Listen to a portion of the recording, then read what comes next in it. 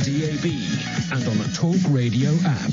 Talk Radio. Let's get on to the sport now with Ross Powell. Ross, good morning to you. Good morning, Julia. Let's talk about the American sprinter Noah Lyles, because he thought he was going to set a new 200-metre world record yesterday. What happened? This was a really good idea, the Inspiration Games, where they basically held some athletics events where people were competing at different tracks all over the world. So they synced up the starting guns, everyone started at the same time, they were timing everybody, and Noah Lyles thought he had set a new 200-metre world record, but only to be told afterwards he hadn't actually run 200 metres. He'd only run 185 because they put his starting blocks in the wrong lane. Oh, you're kidding me. So the bend meant he'd run less than the 200 metres. It's kind of took me back to my full sports day. You'd always find a way to cheat, wouldn't you? You'd start Speak a couple for yourself. No. Hey, didn't Ross seem like such a nice boy? Comedian Dave Chawner still with me. Dave, did you ever cheat on sports day? I didn't, but I always cheated on cross country. I'd hide in the bushes for about half an hour and then walk the final bit. But that wasn't to win for glory. That was literally just to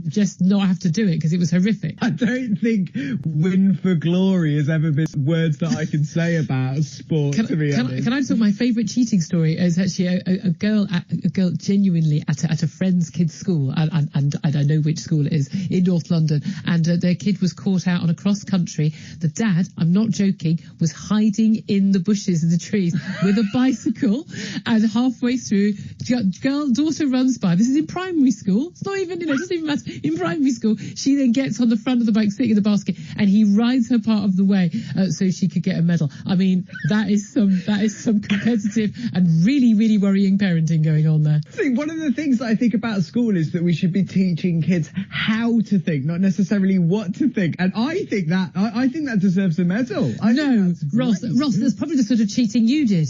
It's listen, pushy parenting is what got Andy Murray to the level of tennis that he did. I think you've got to listen. It's you've got to be inventive. You're speaking to someone whose dad used to drive them round on their paper round as well. So that's maybe I just expect. I just expect parental support. This tells me everything. If my daughter had a paper, I would be throwing her out of the house at 6 a.m. Were I there at 6 a.m.